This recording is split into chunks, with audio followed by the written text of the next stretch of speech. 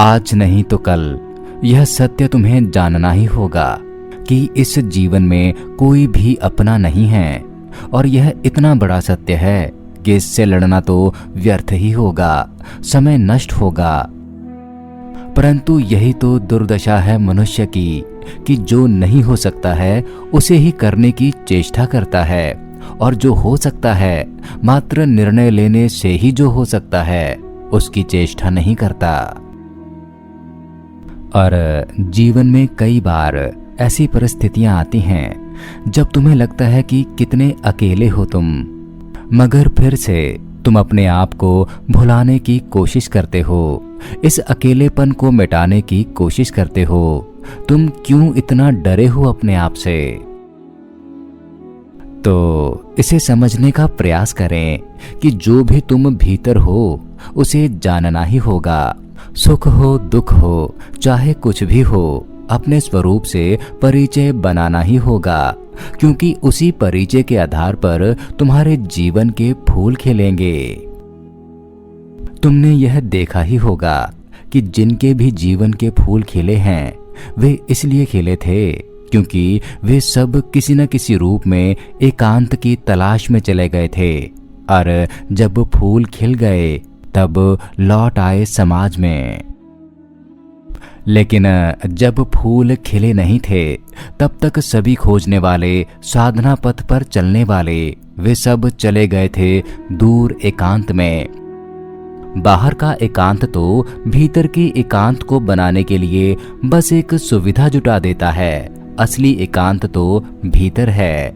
लेकिन अगर बाहर भी एकांत हो तो भीतर के एकांत में डूबने में सुविधा मिलती है। तो जिन्होंने एकांत साध लिया वे भरे बाजार में, भीड़ में कहीं भी अकेले हो सकते हैं।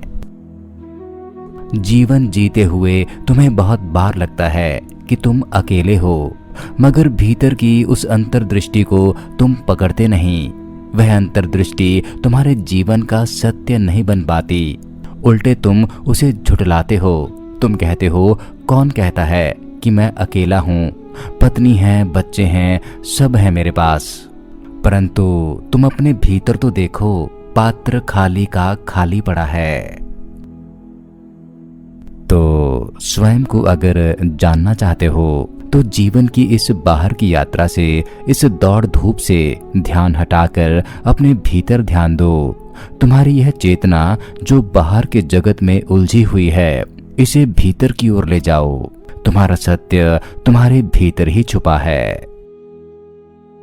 और जब तुम अपने भीतरी सत्य से परिचित होते हो तो वही अकेलापन कैवल्य तक पहुंचा देता है, उस परम दशा तक जिसको भगवान कहें, परमात्मा कहें, मोक्ष कहें, निर्वाण कहें, उस परम दशा तक पहुंचा देता है। और याद रहे, अकेले ही तुम पहुंचोगे। तो अपने इस अकेलेपन को आप स्वीकार कर लो, परंतु ध्यान रखना, स्वीकार करना तो तभी सार्थक होगा जब तुम स्वागत से स्वीकार करोगे। ऐसे बेमन से कर लिया कि ठीक है, कुछ और अब रास्ता नहीं बचा तो यही कर लेते हैं, तो इस तरह से स्वीकार करने से कुछ भी ना होगा।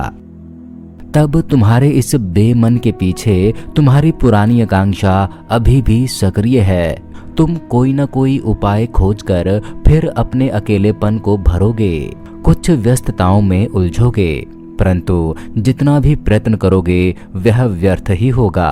अकेलापन मिटा ना सकोगे।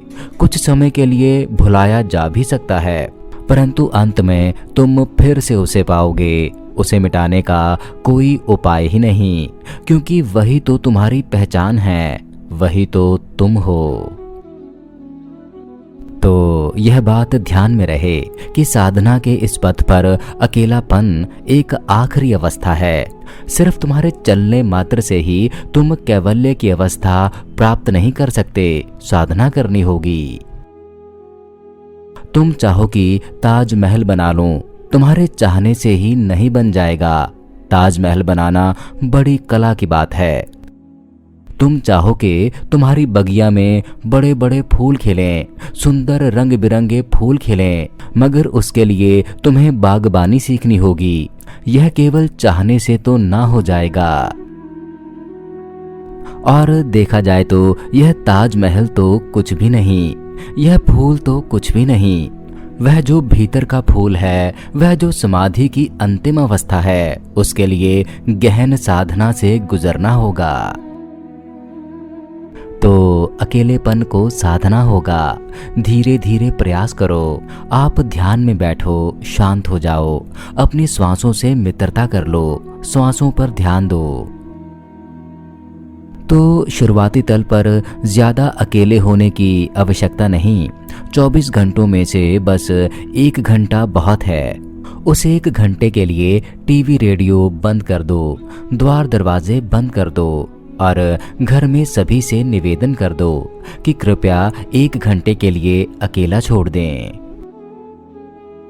और जब तुम धीरे धीरे अकेले रहने में समर्थ हो गए तो समझना अब तुम्हारा असली जन्म हुआ, अब तुम्हारा ब्रह्म से संबंध हुआ, उसका आगमन हो गया और उसने तुम्हें थाम लिया है सदा सदा के लिए।